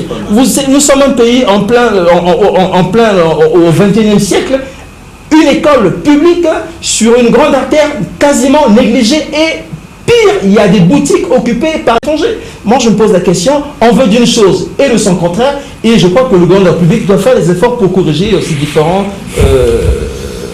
défauts. Voilà, nous sommes là en train d'apporter certaines contributions en vue de l'amélioration de la gestion de la gouvernance au Congo. Voilà, nous ne sommes pas des agitateurs comme certains prétextent de nous taxer tout le temps. Voilà, merci. Alphonse Ndongo. Alors, en tout cas, permettez-moi, j'ai du mal entre Alphonse Ndongo et Gilles Ndongo. Voilà, c'est compris. Bon, Alphonse Ndongo, j'y arrive. Comment encourager le développement social et économique à travers des nouvelles infrastructures en Afrique? D'ailleurs, j'ai l'impression, et ça je souscris à ce que disait, n'est-ce pas, un panéliste tout à l'heure, Tsengue en l'occurrence, pour dire qu'on a un peu dévié les objectifs même que devrait avoir ce forum. Parce que le développement infrastructurel de l'Afrique passe nécessairement par l'appropriation de ces développements par les Africains eux-mêmes. Mais si c'est M. Richard Attias, d'ailleurs moi j'ai suivi un peu de bout en bout à travers un confrère, comment tout se passait à partir de Washington, comment il envoyait des invitations. Il doit venir en Afrique, surtout au Congo, connaître l'Afrique, parce que le développement infrastructurel lui-même, pour qu'il profite à l'Afrique, il faudrait que certaines matières soient faites en Afrique. Et pour cela, il faut développer, n'est-ce pas, la petite industrie. L'industrialisation doit être mise en exergue, comme le dit d'ailleurs le programme du chef de l'État, le chemin d'avenir, parce que le volet industrialisation a une place importante là-dedans. Et je dis à mon confrère Dini tout à l'heure qu'il y a des gens qui se débrouillent dans ce pays pour sortir la tête de l'eau. Tsengue, c'est pas parce qu'il est devant moi, je ne le connais pas, mais à travers ses œuvres, est-ce que vous êtes déjà allé à Challenge Futura et voir ce que ce Congolais est en train de fabriquer? Mais malheureusement, il a fallu que ce soit Brice Hortefeux qui soit de passage ici à Brazzaville pour essayer de le parrainer auprès de certaines banques françaises de la place. Mais alors, tout le monde connaît le parcours du combattant pour avoir accès au crédit bancaire. Est-ce qu'un jeune Congolais, enfin un Congolais comme lui, on ne peut pas l'aider? C'est une éventualité. Si ce sont des Blancs, je n'ai rien contre Blancs, je ne suis pas raciste, mais seulement nos amis Blancs n'ont pas la connaissance et la maîtrise, n'est-ce pas, du terrain africain.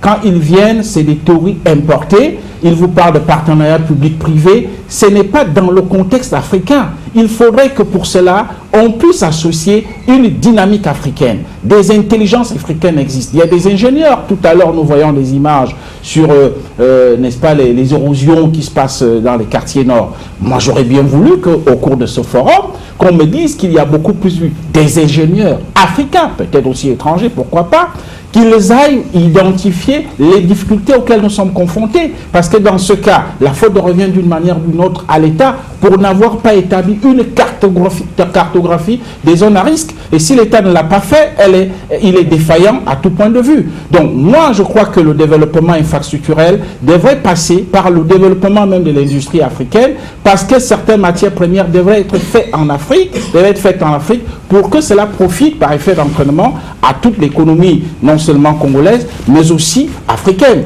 Et c'est ça qui me paraît plus important. Voilà, ça c'est l'avis de Alphonse. Je préfère l'appeler par son prénom.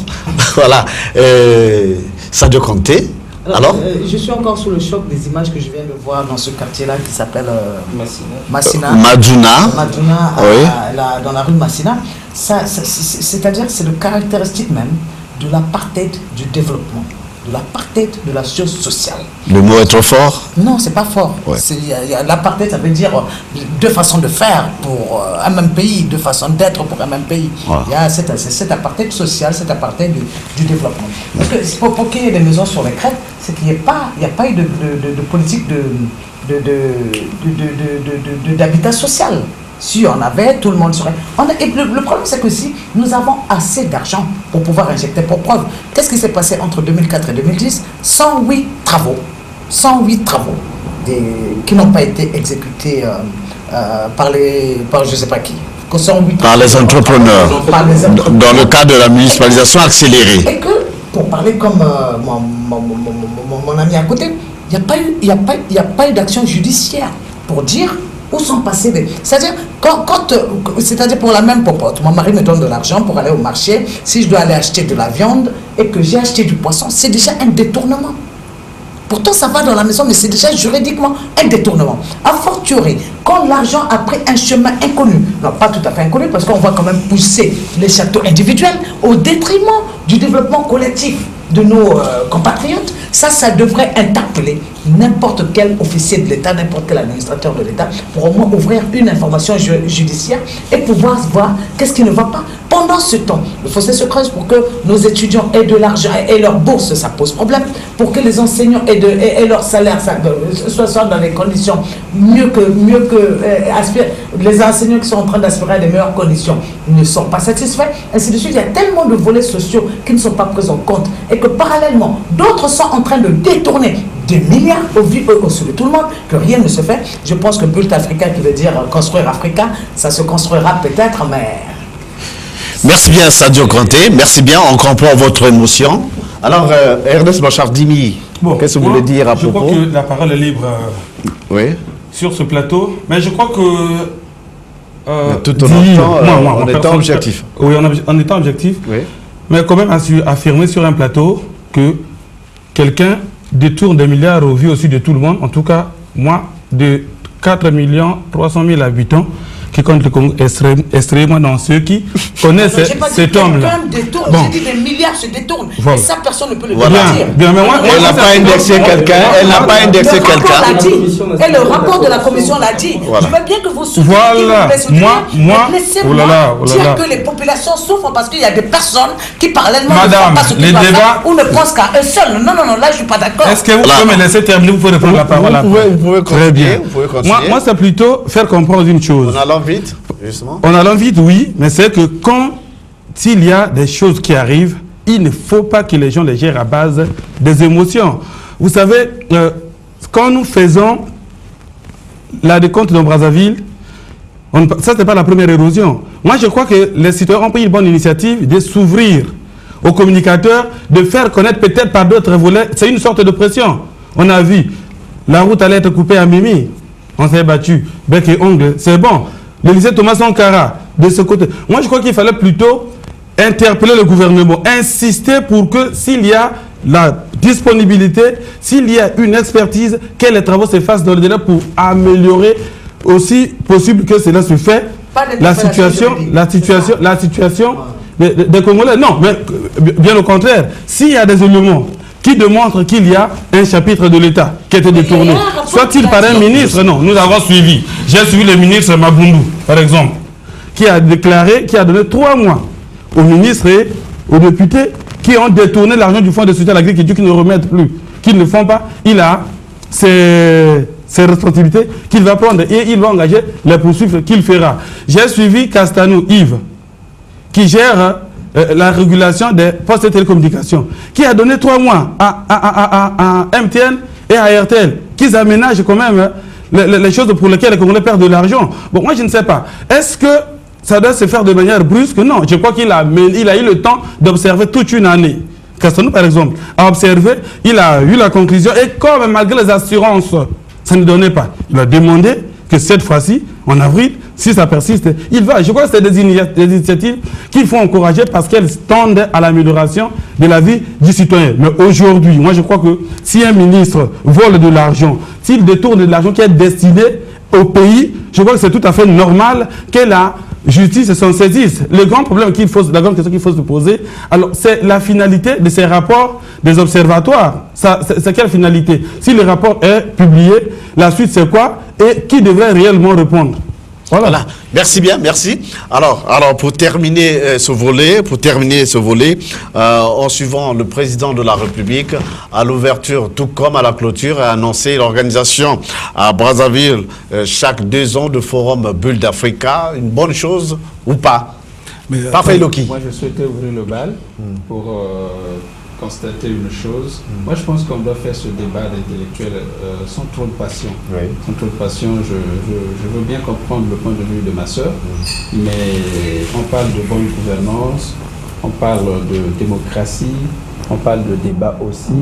Il faut que les intellectuels voient ces choses avec un peu plus de grandeur. Je le dis pourquoi? Je le dis parce que on a sorti le rapport de la Commission nationale de lutte contre la corruption. Dans ce pays, il y a la bonne gouvernance, je pense. Parce qu'il y a séparation des pouvoirs. Encore que les pouvoirs existent. Le législatif, le judiciaire, la presse qui est le 4e pouvoir, nous-mêmes, et le pouvoir judiciaire. Il faut que ces choses-là fonctionnent de façon séparée. Et je pense que ça fonctionne. Vous ne me direz pas qu'il n'y a pas bonne gouvernance au Congo si la Commission nationale de lutte contre la corruption peut s'asseoir, siéger et produire un rapport. Le reste, c'est le relais que doit prendre un autre pouvoir, c'est le pouvoir judiciaire. Qui ne participe pas de la bonne gouvernance. C'est votre point de vue. Il ne faut pas interdire aux autres de faire leur job. L'État, le législatif légifère sur la législation, le gouvernement dirige le pays.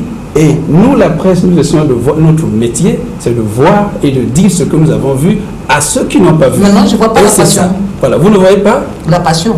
La passion, si, je crois que vous soyez passionné. Non, j'ai une façon de parler, j'ai un tempérament. Justement, il ne faut pas interrompre l'autre qui a la parole. Je pense que chacun va faire son travail. Oui. Pour revenir à Bulle d'Africa, les mairies, il faut dire que c'est une première initiative. Ça a été fait, 2 jours de débat. Nous avons préparé ce forum et nous l'avons rendu. Il faut d'abord apprécier, 1, l'idée, 2, la faisabilité de la chose, et 3, les résultats. Mon ami Tsengue Tsengue, que je découvre sur le plateau, j'entends tellement parler, c'est bien, plein d'initiatives, parle de Richard Attias, mais c'est un opérateur économique, c'est un opérateur que le Congo a choisi pour organiser ce forum. Dites d'abord si le forum est bien organisé. Moi, je suis dans la rue, je peux monter parfois dans le bus et parler avec tous les autres citoyens que je vois là. Je vois que tout le monde est d'accord que le forum a été très bien organisé. Ça, c'est clair. Merci. Très bien organisé. Très bien. Maintenant, dans le contenu, il y a eu tout le monde. Ce que je n'ai pas dit jusque-là, c'est que toute l'Afrique a participé à ce forum. C'est vrai que c'est organisé par le Congo, mais il faut bien que ça soit organisé par un pays. Ça ne sera jamais organisé dans l'espace. 10 ministres africains ont participé, ont signé des accords. J'ai dit que le Congo est sorti de là avec 4 accords, mais le Nigeria est sorti de là avec 2 accords. Le Gabon, l'industriel américain, avant de venir à Brazzaville, est passé par le Nigeria, parce qu'il en a tellement entendu parler. Il dit, avant d'arriver au forum, je passe par là-bas. Et il a discuté avec le ministre nigérian qui était là, les infrastructures. Ils ont scellé un accord. Ne me dites pas que c'est un forum de trop. Je refuse parce que je connais les contours de ce forum. Je sais comment ça a été mené, et je sais que les résultats sont probants, palpables et bien pour l'Afrique. Merci bien. Et pour terminer avec vous, parfait Iloki, vous n'allez pas quitter ce studio sans pourtant nous donner des éclaircissements sur ces images que nous sommes en train de voir, parce que nous voyons le drapeau congolais au milieu des bâtiments somptueux. En tout cas, c'est trop beau à voir. C'est quel pays ça? Je veux vous dire que de la même manière qu'un individu ne peut pas vivre sans rêve, de la même manière qu'un groupe d'individus ne peut pas vivre sans rêver, un pays doit rêver. Et c'est ça le rêve du président de la République. C'est ça le rêve du gouvernement aujourd'hui. Là, c'est une image, c'est une image de la future cité gouvernementale. Vous savez combien nous perdons, combien nous les Congolais nous perdons pour juste déposer parfois un courrier. Vous quittez Palangaï, vous quittez Bakongo, vous avez une cérémonie à organiser, vous allez déposer au ministère des Finances, c'est au centre-ville, après vous allez à la Tour, après vous allez au ministère de l'Agriculture, vous dépensez le carburant, l'énergie, le soleil et tout ça, ça trouve sur vous. Là, le gouvernement a pensé, dans un bref avenir, créer une cité gouvernementale. C'est un rêve, mais qui va devenir bientôt une réalité. On a parlé, vous savez, nous partageons certaines choses, puisque malheureusement ou heureusement, nous avons aujourd'hui cette position de discuter avec les gouvernements. L'aéroport aujourd'hui, qui devient un bijou, c'est parti des rêves. Vous avez suivi le discours à l'aéroport. C'est un rêve du président qui a voulu partager avec le gouvernement. Et au départ, on disait, oui, qu'est-ce qui va se faire? La route Pologne-Brazzaville, c'était un rêve du président. Le Pologne n'a pas pu construire cette route. À l'idée de construire la route. S'il vous plaît,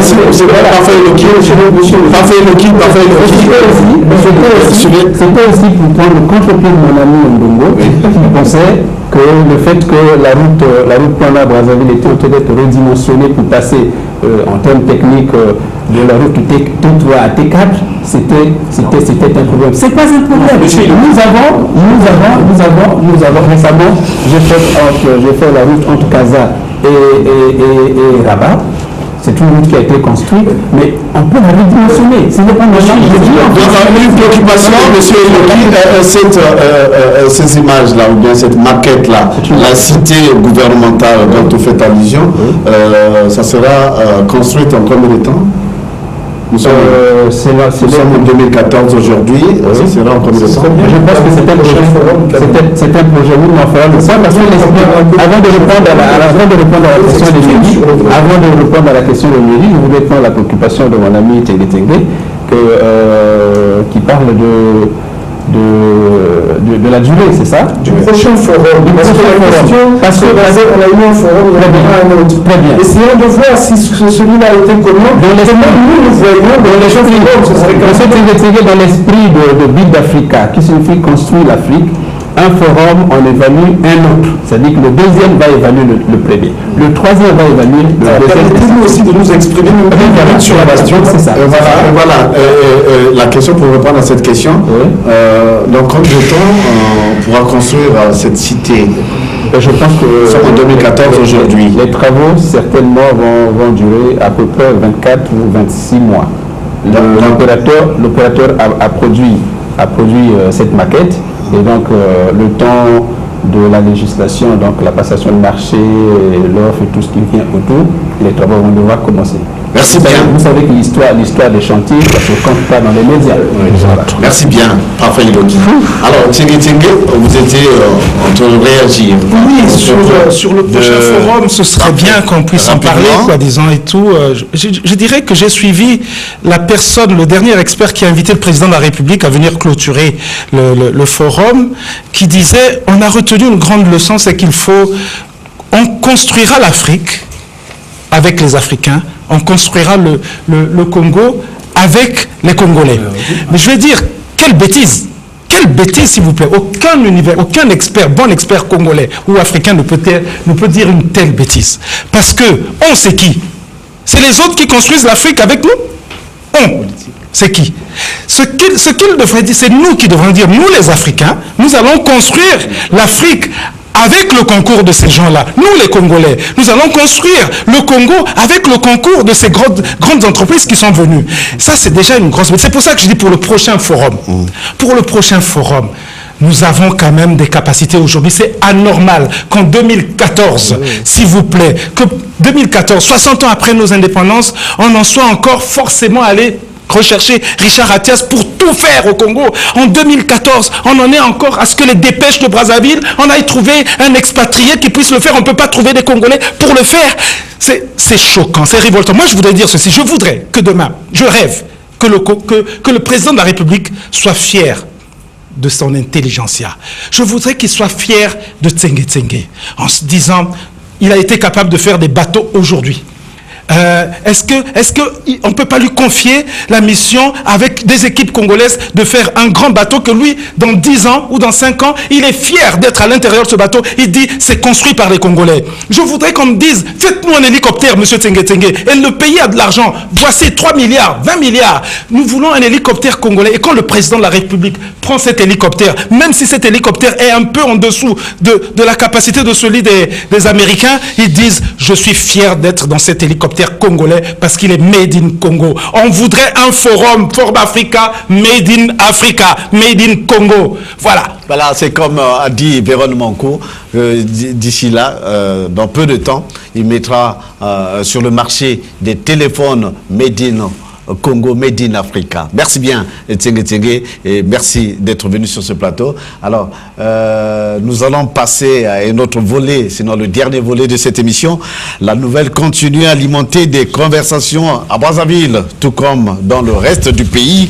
La déclaration faite par Wilfried César Nguesso en annonçant simultanément la fin de son militantisme politique et la dissolution du parti qu'il a créé voici 12 ans. Images et commentaires.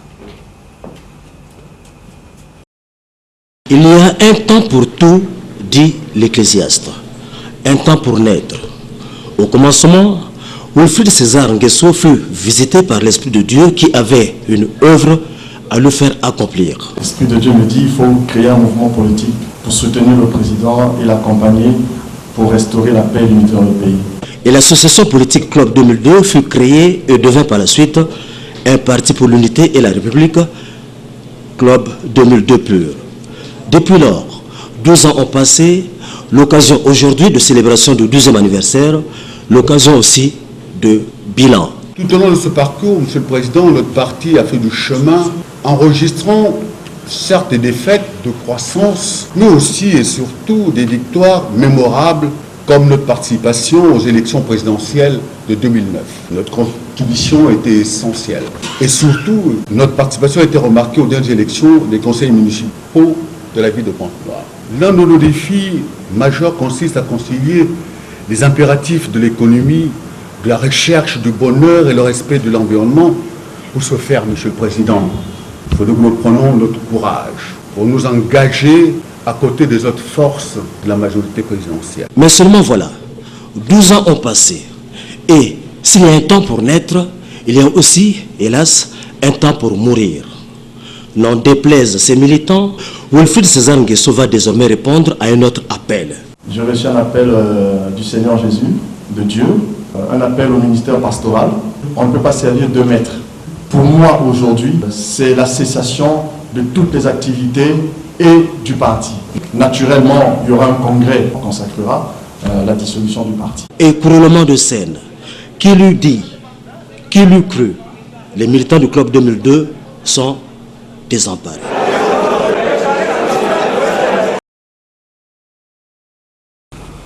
Voilà, le président Wilfried César Nguesso déclare qu'il consacre le reste de ses jours sur terre au service de l'Éternel.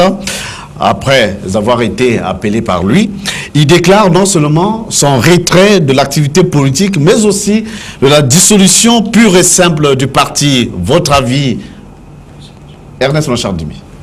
Bon, moi, je crois, pour avoir assisté à la naissance, à la vie, et bon, je ne sais pas si c'est déjà le coma, sinon la mort du Club 2002, je crois que c'est un aveu d'échec.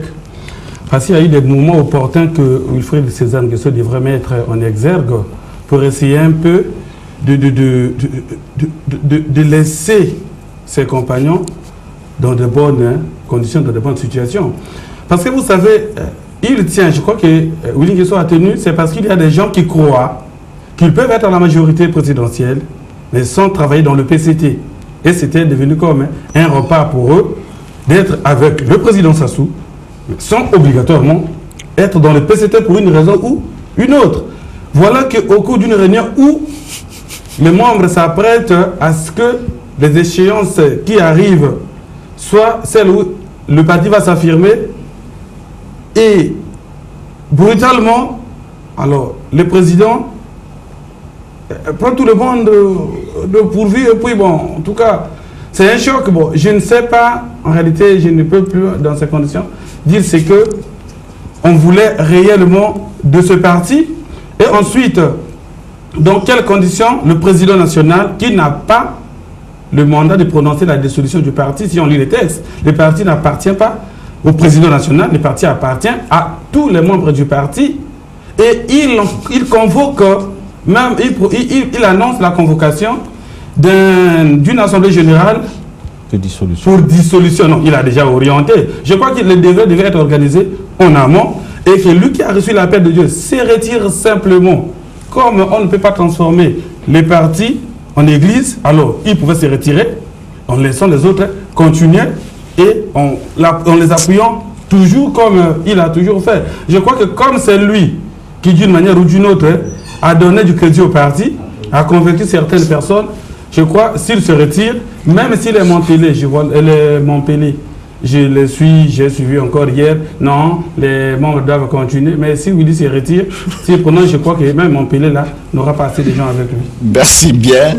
Et nous venons d'être rejoints sur ce plateau par Romy Kokilas. Romy Kokilas, bonjour. Bonjour. Alors, je signale que vous êtes le directeur de l'information de CB+.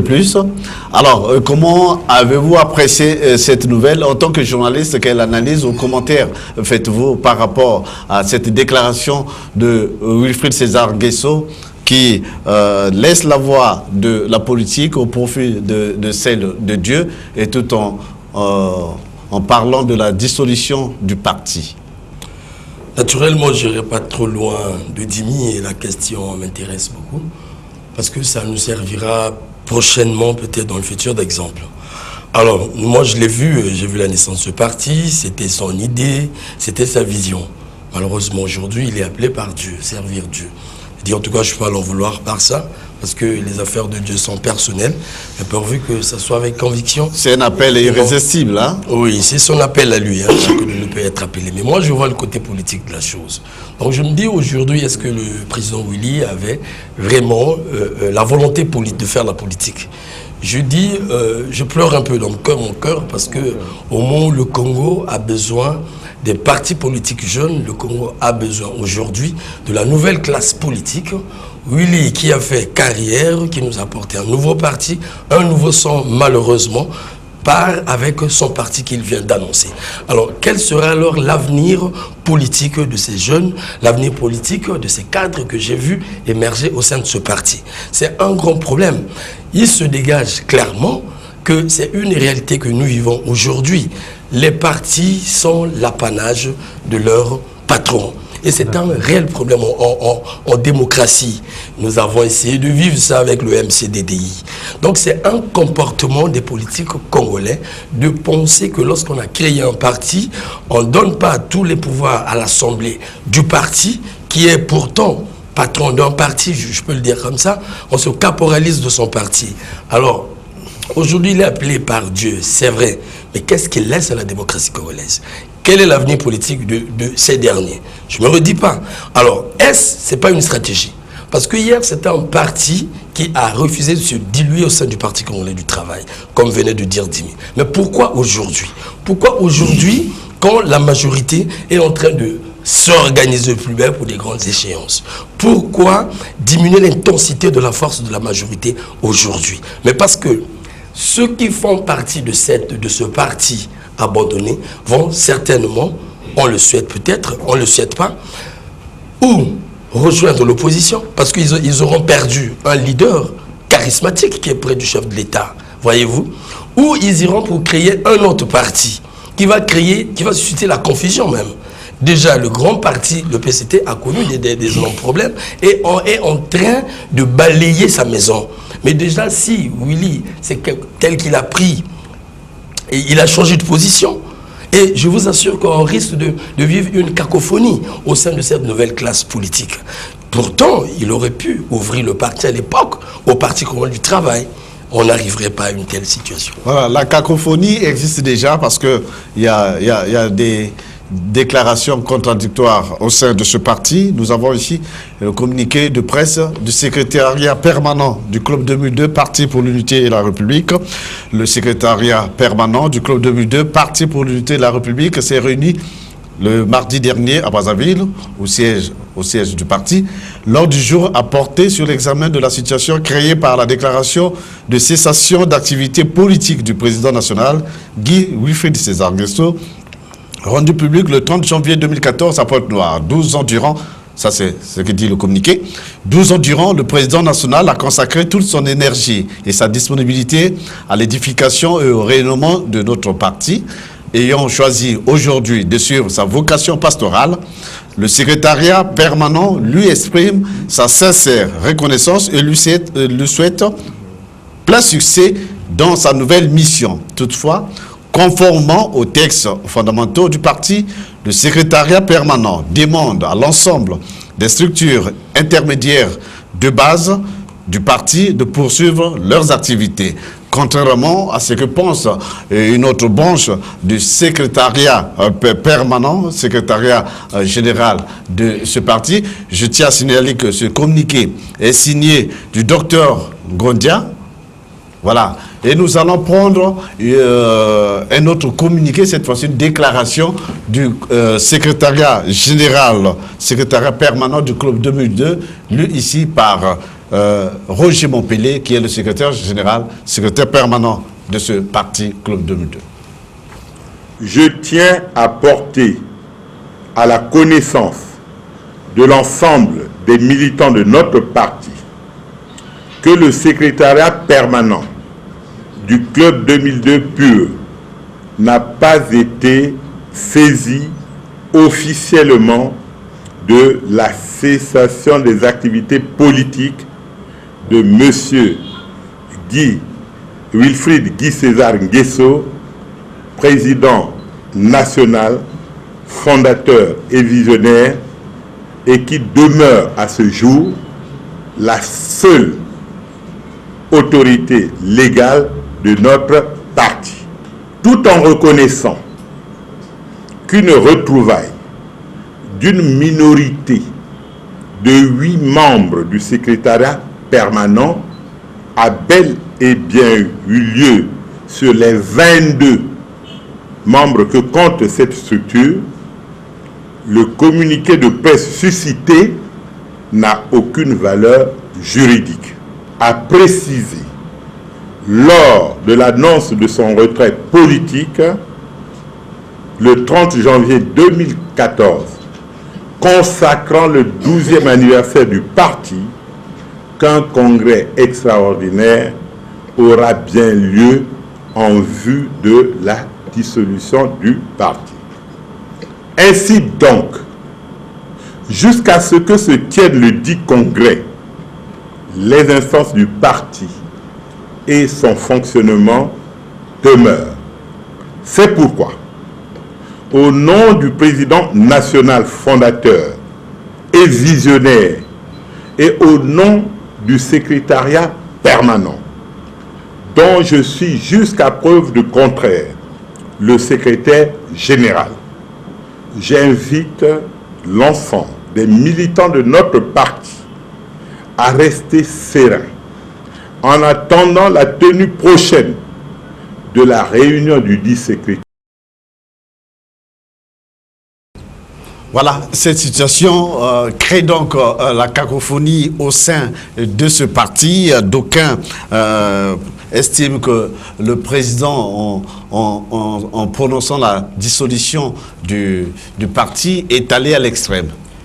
Je pense que c'est le problème des partis politiques au Congo qui vit sur les ressources financières du président Et c'est le cas du Club 2002. Vous savez que le Club 2002 a été créé en 2002 et a regroupé autour de lui un certain nombre de personnalités autour du président Willy Nguesso, qui est le financier. Et souvent, on veut parler de Dieu. Moi, je mets un peu sur les pincettes parce que tout le monde peut parler de Dieu, que Dieu m'a demandé de créer un parti politique. Et ce même Dieu, 10 années plus tard, te demande de dissoudre le parti. Là, il y a un véritable problème. Je pense que, à mon avis, en tant que membre de la famille présidentielle, fils du chef de l'État, le président Willy, qui a résisté à un moment donné à la pression du Parti congolais du travail, a dû céder. Parce que je ne pense pas que ce soit sur une vision émanant de Dieu. C'est la pression au niveau du parti du chef de l'État. Je vais dire une chose. Le problème, c'est qu'au niveau de la famille présidentielle, c'est le paradoxe.